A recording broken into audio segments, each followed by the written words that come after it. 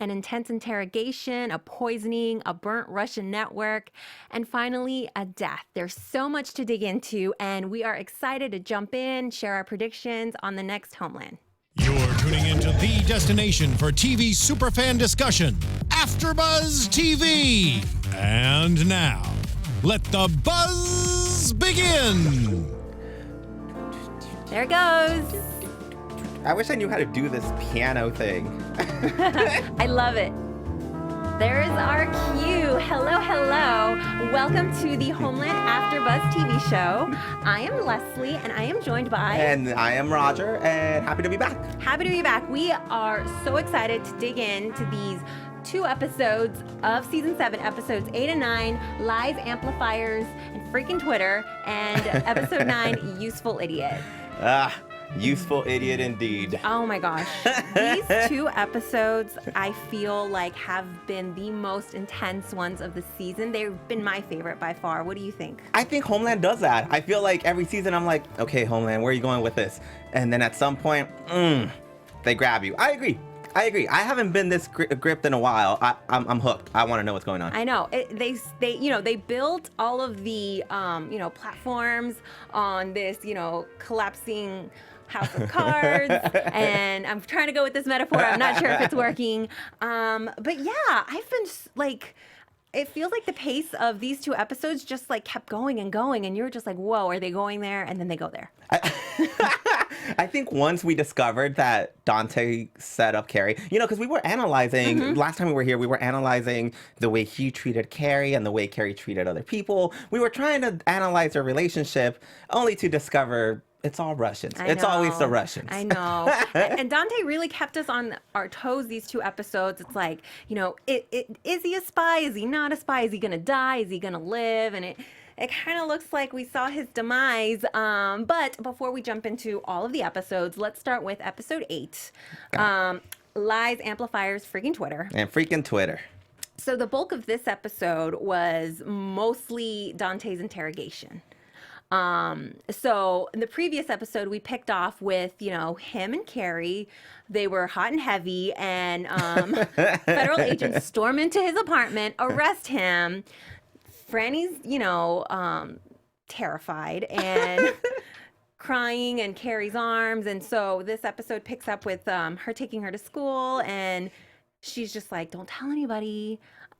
No matter what happens, I know yesterday was kind of crazy, but, try to get through it. That was a weird way to come back. I mean, we just saw them rush, knock over the doors, go in. There's a naked Carrie, naked Dante, poor little girl in the room. Like, that was an intense way to end it. Only to, of course, come back to Carrie trying to redeem herself as an okay mother. And I thought it was interesting. And, to point that out, we had a comment on our YouTube page from a Danielle R, where she mentioned, it's kind of funny how much focus we put on Carrie as a mother. And I feel like I agree. You have characters like Tony Soprano, Don Draper, characters like that, you kind of just accept that they're not great fathers. That's just how life is. But with Carrie, I think not only is she probably not that good of a mother, based on some of the evidence, but they make it a point to show that she probably shouldn't focus on being a mother. I think her own character herself, she tries. And I think that's where the discussion comes in. I find it interesting. Yeah, I definitely see what you mean. I felt like Danielle raised a great point, which is like, if she was a man, would there be so much speculation as to what kind of mother she is? And I think that's definitely a good thing to bring up. Yeah. I'm going to say, though, just flat out, Carrie's a bad mother. I'm just going to say it. Yes, Wow. Maybe we're putting an unfair burden on her, but the thing is, she has shown in so many different ways that she is a bad mother. And if anything, if she were an absentee mother, she would almost be better. But because, and these 2 episodes sort of show, she insists on being the one taking care of Franny, even though she can't even take care of herself. Yeah. I think she's literally being selfish and not thinking about her daughter. She's thinking about herself. And I think she's demonstrated many times, and we'll delve into it more in a bit. that she is not a good, like, she's just a bad mother. That's a good point. Episode 8 starts off with her trying to be a mother, trying to get her daughter from school, trying to get Franny, she's arguing with the front office, trying to say that I'm a mother. And I feel like going back to other characters in other TV shows, that's not what they do. Like, she should just accept that she's probably not going to be able to be there for her daughter in this type of work. And I feel like, you're right. I think she herself puts herself in that discussion.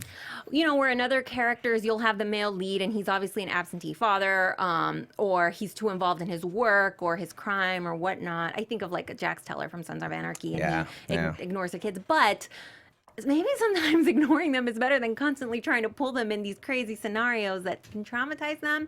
And in this situation, Carrie has the option where she could dump her daughter with her sister. Dump is a strong word. I mean, and she keeps refusing that help, even though that's a stable environment for her daughter. But yeah, I felt like, in the very beginning of her essentially telling Franny to lie, like, you're going to get me in trouble if you tell this. I felt like that felt really like a bad parenting moment right there. And obviously, it comes back to bite her later when her sister is like, I had to, literally like pull teeth to get this information out because she was crying all night. And I mean, we're concerned, like, we don't know what's going on. Yeah, I think they wanted to highlight, the way she keeps going down this rabbit hole. And like we said, that's how episode 8 starts. Like, they literally want to put you in that setting.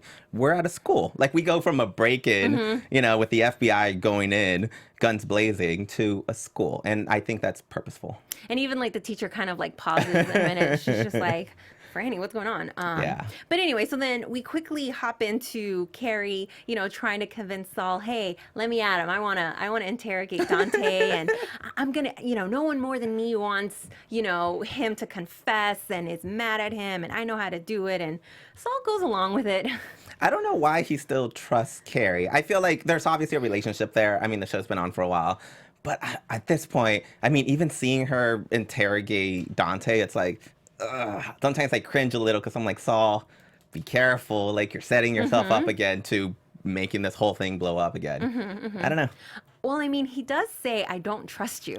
He did tell Carrie this. He does say this. And he has every right to. But I feel like maybe Saul is like, let's see what she can do. And she goes in, she talks to Dante, and he kind of pretty quickly is like, do they know that you are nuts and you're not on your medications, or you're on like some bootleg back of the trunk medications? And I've been telling you when to take your pills, and you're not stable, and this and that. And Saul's like, he's just like, is that true? And Carrie's like, well, not the way he says it. But I mean, obviously, just like if there's any credibility left in Carrie, it just keeps dwindling away. It does. And I think, it's unfortunate, but we mentioned this on the show before. Anytime you have something that you're hiding, whether it's a mental disability or any sort of secret with your family, if you're in this type of work, you're setting yourself up for blackmail. And I feel like we saw Carrie set herself up for blackmail pretty ugly. I mean, she's buying, in the season, she's buying medicines. She's buying her own medicine from like a guy in a parking lot, and she has Dante there with him. So the minute he's being interrogated, he already has all his cues ready to go. Like, he's like, no, you're not a credible person to be interviewing me. But to be fair, while I was cringing, I feel like Saul probably knows what he's doing still. Like, he's probably like, I could always set this up as this FBI agent that betrayed the country is being interviewed by a former CIA agent that fell into this. I feel like he has this narrowed down into a good narrative. And I agree. And I also was thinking when I was watching the episode, I don't totally rule out the possibility that Saul could still throw Carrie under the bus. Oh, yeah. Because, I mean, she was a big instrumental part in this whole orchestration anyway. So I kind of just I feel like he kind of just wanted to see how far she would go or what she could possibly do. I just think it's kind of fascinating that Carrie is still like, I can break Dante. And it's like, Carrie, I just don't even trust her skills anymore. And even when she's talking to him, it kind of just feels like she's pulling ideas. And I don't know. She's just she's still very confident. Typical Carrie. Typical Carrie. During their conversation at some point, she mentions that, oh, you were the one who came up to me.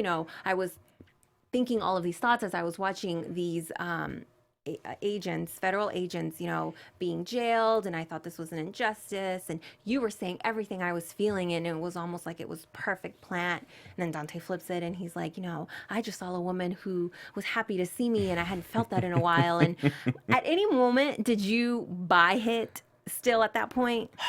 I feel like there's a part of me that does. And I'm not sure if maybe it's a good role the way Dante has taken this. He's kind of made us feel for him in a way. It might just be the way the character's written. It might just be, you know, the guy's own face. But yeah, I'm not gonna lie, I bought it a little. Okay. Yeah, I'm not saying it's a right answer, but yeah. So at some point he demands a lawyer, and then Saul's like, well, you know, we can't do anything. And then Carrie comes up with one more plan. And essentially they bring him a lawyer, and he's like, oh, sign this. We're going to make sure to get you out. I know a judge and all that. Turns out to be a big ruse. A big ruse. Were you surprised?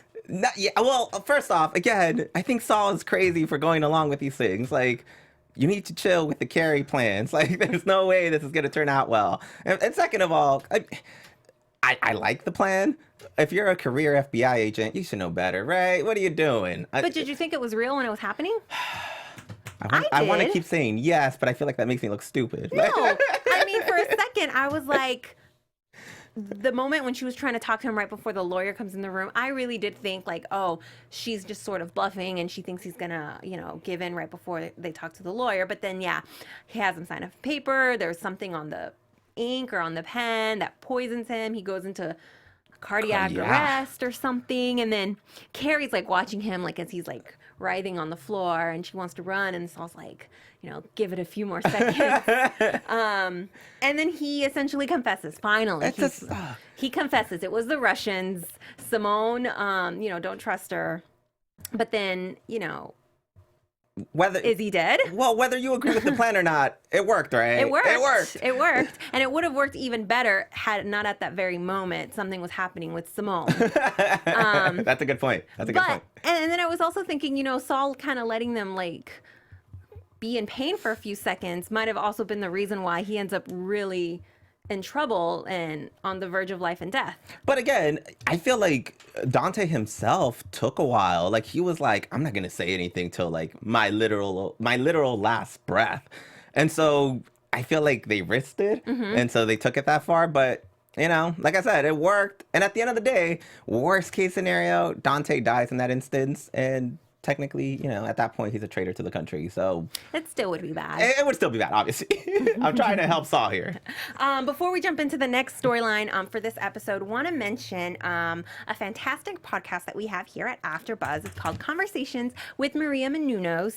It's hosted by our own AfterBuzz TV founder, and it drops every Friday on iTunes. And she talks about a lot of different whole range of topics that are great, very good for you as far as like life advice on career, relationships, finances, wellness, all sorts of stuff. All sorts of stuff. And as always, entertainment news. You know, Maria Menounos was at the Axis, the WWE Axis last weekend. You know, Maria's involved in everything. The best person you could go to in Hollywood to try and get advice, you know, living out here.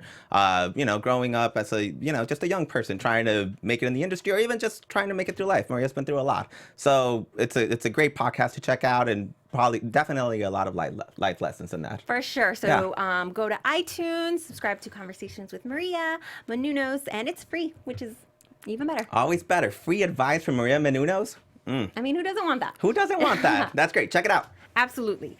So back to Homeland. So Wellington and President Keane are still like freaking out because they don't know what's happening. Saul hasn't, for the most part of the episode, he hasn't kept them updated on what's going on with Dante. And then they get a big meeting, which, you know, has Senator Paley at the forefront, basically saying, we're going to ask for you to resign right now because we have this witness who's about to implicate your chief of staff and you in the murder of this general. And yeah, you're just going to have to deal with that. That was a big ultimatum. And it's unfortunate. I mean, I think we had this conversation outside of the office, but I do feel like a lot of these shows, our show included, you know, there's other shows out there that are covering politics. I feel like the minute that a woman becomes president, woo, oh, it gets everyone going. I know. We try to get her out the minute she's in, right? Like, yes. Can we let Keane be a president? Like, exactly. At least for a month or so. I was thinking about this same on Scandal, where they have a female president, and it's like not only are they trying to bring the president down, there's like assassination attempts and like all these like mini coups essentially. Oh my God.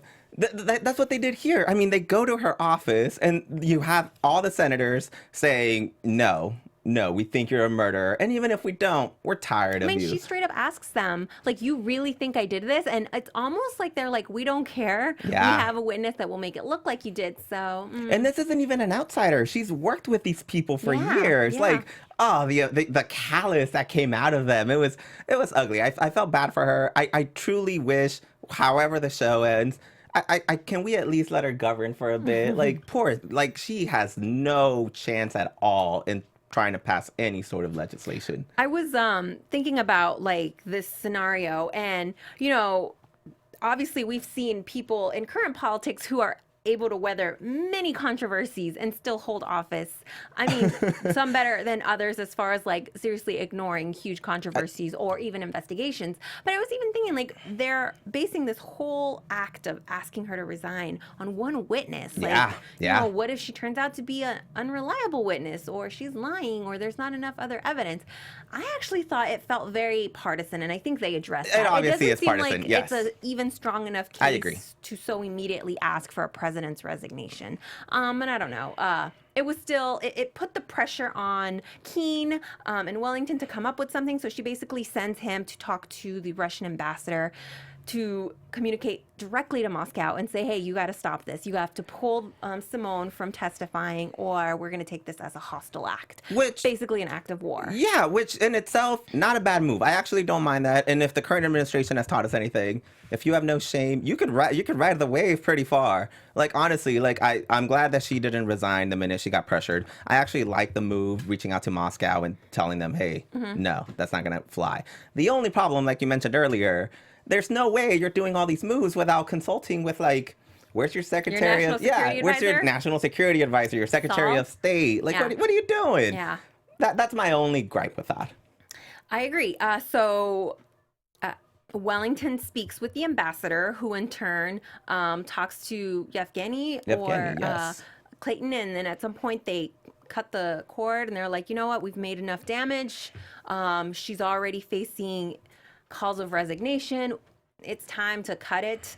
And then so as soon as Saul's about to go talk to Simone, after they've confirmed that Dante's going to be a witness for them, he's going to cooperate, they take her and she's gone. And he's talking to them and he's like, wait, did you name her by name? You put a target on her back. And I really thought they were going to kill her. So did I. So did I. Kind of a twist I did not see coming. A little twist that I guess she and Yevgeny are... Have a thing. They're a couple, and they're just going to run away together into the sunset. It felt very The Americans, another show that's been covering, Russians living here as spies. It felt a little bit like that. Again, it comes back to there's no communication in this administration. And to be fair, again, I don't think this president has had the opportunity to even be able to communicate with her advisors and try to work with foreign policy, because not only are partisan politics coming in to try and stop her, but I mean, we saw how the show started. Half of the country is mad at her. You have her own military mad at her. Like, it's been rough. It's been rough for President Keane. Yeah. And before the whole, let's just backtrack a little bit. Before the whole capturing of Simone, we see Yevgeny trying to track down where she is, because he's like, she's in federal protective custody. How am I supposed to even find her? And I'm like, you're a smart man. You can figure it out. You're a smart man. Which he does pretty quickly. He shakes down her lawyer and blackmails her.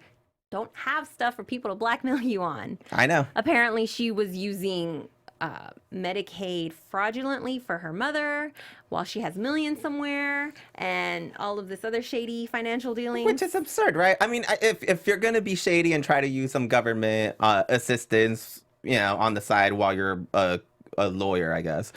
She was a lawyer, right? Yeah, she was a representative, the person's representative. If you do that, at least, like, you're obviously not, I mean, I can't speak for the level of care. I've never had millions, but I'm guessing whoever she's helping with her Medicaid isn't getting the best assistance. So even I don't get this. That whole thing was weird. The whole thing is weird. Regardless, don't ever if you're going to be involved in any sort of industry where you're a lawyer, a politician, anything where you might be compromised, that's the first thing they teach you in law school. You take a professional responsibility class in law school. Granted, you take it till like the second or third year, but once you're out of there, you should know better. Like that's irresponsible. I was just thinking, how unfortunate is it that like if Simone was a real witness and you really just sort of signed her death warrant because now someone knows where she is and could potentially track her down and kill her. I mean, this didn't happen in the situation, but that essentially was what it looked like it was leading down to. Yeah, and it's all because again, you had a irresponsible lawyer who was willing to put herself in a situation where she could get blackmailed. The river keeps flowing, man. And once you allow that to happen, you're right. I kind of expected a murder by the end of the episode. Simone kind of dodged a couple of weird bullets. There was the scene where the senator, Paley, visits her. It was like in the evening. It was by the fireplace. And that whole exchange was so that's right. That's to me. right. Well, it goes back to the term that they tell them later on. You're a useful idiot. I feel like, again, it relates back to the current politics of the time. I feel like because of partisan politics, you don't want to believe that there's another entity that's kind of setting you up. And the whole time, you're being set up. Your own beliefs about, your own beliefs about politics, your own beliefs about foreign policy, about governance, you're letting that dictate you're letting that dictate the narrative of stories. And by doing that, you're letting a foreign entity come in and use you. I feel like when he came into the house, I for a second, I thought he was a Russian. But that's what happens. You're a useful idiot, and you feel like a Russian. If that makes any sense. I don't know. Regardless, it didn't work out for him. It feels weird. It seemed like he was just trying to test her to see how strong she would stick to her testimony and if she wouldn't break from her conviction. But the whole scene just felt creepy. Yeah, but that's creepy. I don't know. I was kind of like, he's going to harass her or something. I don't know. Because it was like evening. It was like by the fireplace. He had like a weird tone. It was weird. That's my point. The fact that you could set yourself up to, I almost was like, well, is he a Russian? Like, is he part of this? The fact that you put yourself in that type of situation, he should probably step back and reflect a bit and be like, what are my politics? Like, that's bad. Yeah, I mean, and then later when she disappears, I'm sure, I don't know, I would guess there would be a log of someone who made a visit to her the night before. All of it just, people need to be careful with their actions because they can always be construed as shady. Shady. And then before the episode ends, Carrie has a confrontation with her sister, where her sister essentially says, if you don't go to the hospital or change up your act, but essentially she wants her to go to the hospital right away, I'm going to start proceedings to take custody of Franny. That's sort of like the big final, not final, but like she's finally giving her this ultimatum because she's tired of Carrie's BS, essentially. And I think that's needed. We've had Carrie's family on the backdrop for a while. It's time. And the fact that, again, we're discussing what type of mother she is, it's not, again, part of the conversation has to do with, the way we as a society perceive women and men. But it also relates to the fact that Carrie is just, she's not there for her daughter. End of story. Like, she's not there. And she keeps trying to force it. Yeah. And you can't force it if you're not there. But for sure, overall, I thought it was a really, really good episode. And obviously the ending with Dante and not really sure if he's going to survive or not definitely kept me, it was a good cliffhanger. Gripped. I am gripped. Okay, so before we go into our next episode, which was episode 9, Useful Idiot, just really quickly want to remind everyone to check out iTunes and look at all of the different shows and programs, including the Homeland AfterBuzz show that we have here at AfterBuzz TV. So much great content. We literally cover almost every single show, topic, and entertainment that you could possibly imagine. And there's a lot of great personalities and hosts and opinions and all of that stuff on there. So you definitely check out on iTunes. And they're all free. They're all free. Again, we have it all covered. There's shows before us, there's shows after us, there's shows on the weekends, weekdays. And, you could leave us comments on YouTube, but you could definitely leave us comments on iTunes as well, and we'll make sure and get back to them. Yep. It's great. It's good stuff. And hit the subscribe button. always. All right, so episode 9, Useful Idiot. Dante, he's alive, barely, clinging on at the hospital, and Carrie's all frantic and Saul's frantic. He's calling her, tell me he's gonna wake up, and she's just like, I don't think I can do that. She hangs up. It's all very dramatic. I know. What do you feel like you asked me earlier, like, did I buy what he said earlier? Like at that point, I'm like, do I want Dante to die? Like, what? I don't know. I felt that so many times during this episode. In the beginning, obviously, when you're like, is he going to make it? Is he going to survive? Is he going to wake up? And then later, when you had Yevgeny trying to track him down, you didn't want him to die this episode. No. And mostly... Even though he's bad. He was working with, Russian intelligence agents to take down an administration. It's awful. Small caveat, he did say, it's not what you think, Carrie. Just throwing that out there, kind of helping my boy Dante a bit. Well, in the previous episode, Carrie had said something along the lines of, it wasn't that you didn't love your country, it's that your country didn't love you, or something along those lines. Yeah. I mean, she was, in my opinion, probably trying to play him, or at least she thought she was trying to play him, but at some point there probably was some truth in there, at least maybe through his perspective. But it does go back to, the way the show started, which was with Brody. And I feel like you have these people that feel disillusioned with their country, and they feel at some point, not only do they feel disillusioned, but they go outside of the country to defend the country in all sorts of different manners, either through the military or through foreign policy. And I feel like when you put yourself at the forefront of it, the minute that you do get disillusioned, it's probably a bigger blow than just, if one of us gets disillusioned here, we go back to work the next day and we move on. When you're at the forefront of it, I feel like it probably hurts a bit more. It stings a little. Yep. Yeah. I mean, I guess. I say yeah, but really, you don't buy it? It's a very tough situation. It is. And unique. So he does wake up. And it's so funny because I feel like in the moment she goes and talks to him, I was thinking, Carrie, you told Saul he was going to be the first to know right away. I mean, I'm sure she tells him immediately after, but she chats with Dante for a bit. She closes the door first. She's like, I'm going to have a small chat first. Like, no. No, it's good because she gets a lot of useful information. She does. He's hesitant at first to still say anything, and she's just kind of like, not shakes him, but you feel like she feels like shaking him in her voice. Why are you still protecting these people? They just tried to kill you. They don't care about you. I'm going to try to take care of you. I'm going to use all my influence on Saul Berenson, and I'm going to take care of you. You just got to help me out. You got to tell me what you know. And I guess he spills the beans. He does. It worked. I will say, I kind of felt her frustration. Like, what exactly are the Russians giving these people? Like, this guy was loyal. It's like, whoa, man. Like, what is it? Like, come on, man. Like, there's no way it could be that good. And maybe I'm even thinking of this wrong. Maybe it's not that they're being loyal. Maybe they're fearful. And I think he was being loyal and maybe still being skeptical of Carrie, but that speech maybe won him over, which I actually thought it made her look more suspicious. Yeah, I did. You don't want to give him plant any ideas in his head that maybe this wasn't them, which was the case. So then immediately after, she calls Saul. Yeah. And finally tells him, yes, he's going to cooperate. He's not that happy about it, but he's going to tell us that Simone, was a Russian agent and this whole thing was a setup. And he gave her sort of this like burn code on Twitter that they use in order to reveal that they've been made and to just shut down their operation. Freaking Twitter, man. Freaking Twitter. And basically, the whole Russian operation will disassemble. And so that was kind of a question in the beginning of the episode as far as should they use it? Should they, potentially pull this trigger?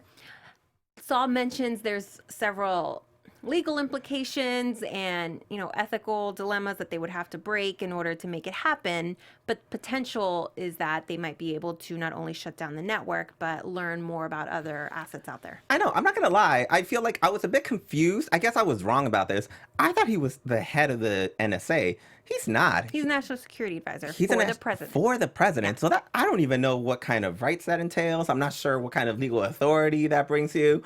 But yeah, I mean, this essentially turned into an NSA mission with them spying on the country, and I think it was interesting, all things considered, again with current politics, and it led them down towards even the Twitter thing. They ended up towards pretty useful information that worked out for them.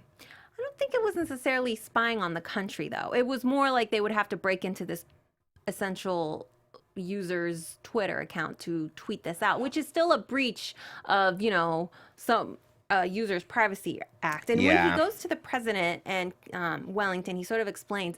I think it's funny because essentially what he has to do is break into someone's Twitter and tweet out something. Yeah.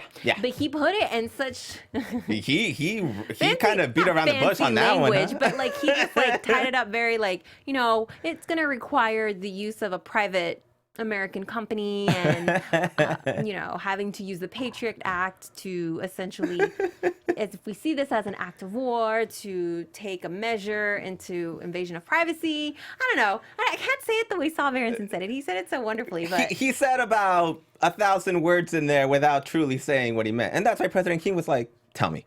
And again, it comes back. You're right. It's not spying, but once the optics come out, and that's what he tells her. Yeah, that's what it's about. It might not be spying, but if you don't think her partisan opponent are going to call it spying on TV, you're right. It's technically not spying. And there's a lot of information like that our government's able to do, for the sake of national security. But you have to be careful because once the optics are out and the way you're handling these things, you're kind of putting a target on your head. So did you agree initially with the move that they should do it? Because once he brings it back to his team, there are some concerns about what if this whole thing is just, it's a lie and you're essentially going to give them notice that you're on to them. Well, we still don't know if Dante's information is correct. That's true. I will say at that point, I am all for the government spying. Like, at the end of the day, they got to do what they got to do, obviously with some restrictions or obviously with some oversight. But yeah, this felt reckless. Like, there's no way this guy, we kind of still don't trust him. He's on his deathbed, but we kind of still don't trust him. And he's giving you a code. For all we know, the code kind of sets off the mission for them to kill us all. There's no way you trust that to that degree. I thought that was a really risky move. It was a risky move. I still am glad they went for it, and I feel like Saul made the right call there because worst case scenario, they know they're onto you, but Dante was already in the hospital, and that was kind of already clear. Like they were already like, he's been missing for a few days. This isn't like him. See, I think my brain is just dramatic. I thought worst case scenario would be the minute that they get a certain text, maybe they go on a big killing spree. That's kind of dumb, right? They won't do. I don't know. I guess that seems extreme because the whole point is that they're spies. They're not trying to draw attention to themselves. It's not like a big show of loyalty. It's more like secret espionage. Like just burn your mission. You're right. This is why I don't work for the CIA. You're right. and a lot of other reasons. Okay. Yeah. Or maybe you do, and this is just that's good. That's good. It works though. As soon as they tweet it out, they start getting the responses from people who are essentially confirming, and then Yevgeny gets a phone call and he's like, wait a minute, did you pull the trigger on this? And then he's like, no. And then they're like, well, this is what's happening. And they pretty quickly figure out that this is Dante. He's flipped. He's telling the feds this information, and their whole Russian spy network asset or whatever is collapsing. And Evgeny kind of goes rogue, right? They tell him, hey, you kind of need to stay on track. And he's like, I don't care if I go rogue. I got to take care of this. He throws his phone out the window. He makes his way to the hospital, gets stuff done. It's funny because, so many instances he's being told, okay, just let it go, just let it go. Simone tells him, his boss tells him. And then even later when he meets up with Clayton, at some point it's like, dude, it's sort of out of our hands. And he's just like, no, my mission, everything will be destroyed, if Dante ends up going. He's almost kind of Carrie-like in the sense that he's very devoted to his mission, and he does not want to see it all collapse. Which is obviously we're not rooting for the Russians in this show, but if you were on that side, like clearly very devoted to his cause. I don't know how you keep finding these connections. You're right. Like that's so Carrie-like. I feel like that's purposeful.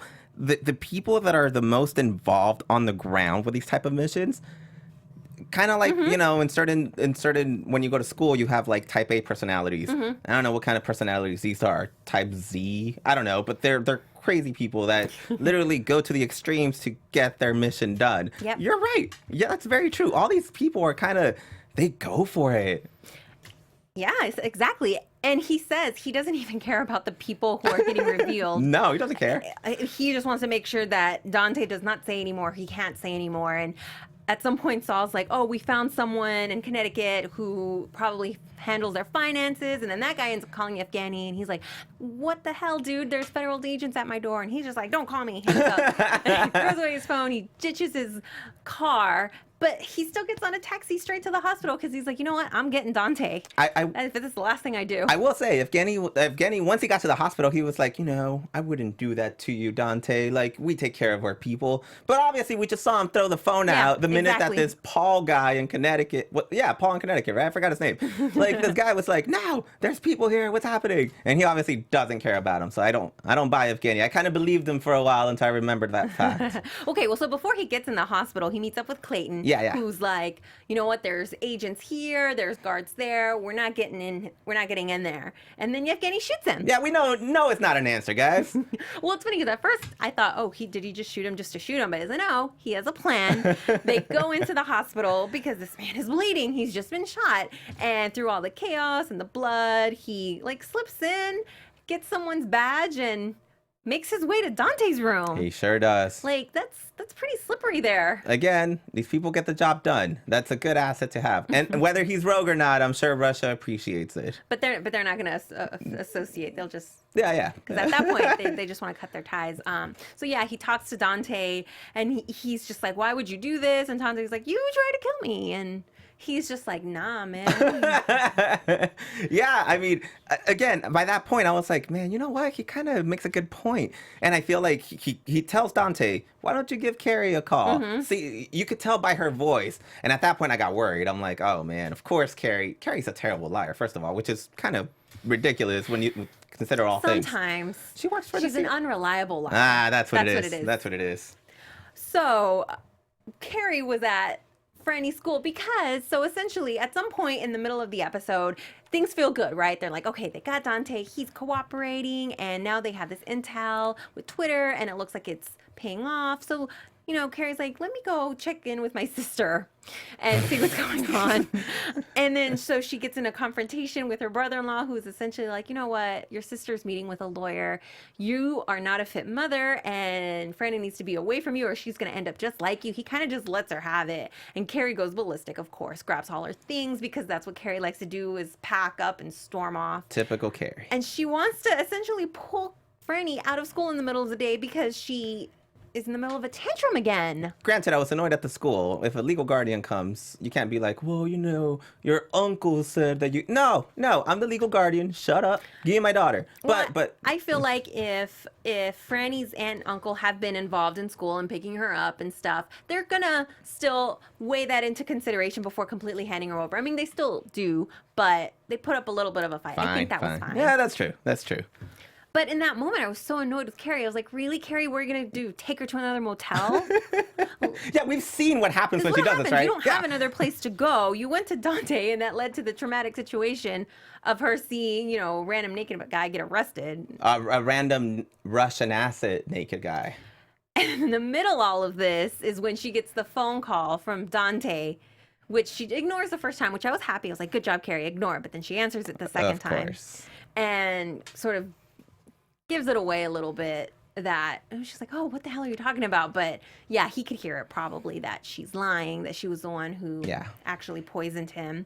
And then, but good for Dante though, somehow he still sort of tells her, he's like, Yevgeny's here, like, you have to come here quick, like, it's happening. They kind of still show that a lot of these people, again, it goes back to the quote that Carrie said earlier, you kind of feel like your country slighted you. And I feel like at the end he was like, you know what? No, like, I'm an American. This is the right thing to do. You think so? I do, because the same thing happened with Brody, and the same thing happens with all these assets that Carrie works with. They all kind of eventually are like, they do the right thing. And I honestly feel like they just need the proper push. Well, yeah. I mean, I just feel like maybe he knew he was out of options at that point. Yeah, that's true, too. I don't know. I feel like Yevgeny was going to kill him no matter what, probably. That's the point. Like, the fact that, yeah, you're right. So this whole thing leads up to the most intense sequence, which is Carrie's like, okay, never mind. I can't take my daughter out of school. And they're like, what? And so she storms out of the school. Franny's like, what, mama? And she chases after her. She gets in her car and oh, dear Lord, she nearly runs over Franny. This sets off like her brain. After that incident, I feel like she's no longer Carrie. I don't know what happens from there on out. What were you thinking in those seconds? I thought she killed her daughter. I really was like, oh my gosh, they're going to go there and she's going to run over Franny. How insane would that be? I really thought that was going to happen. I was hoping it wouldn't, and I'm so glad it didn't. But whoa, that was way too close. That was intense. That was intense. Way too close. This obviously joggles Carrie. She goes into like frantic crazy mode. She goes to the hospital, almost gets into like a couple of car accidents on the way. It's too late though. Dante's dead.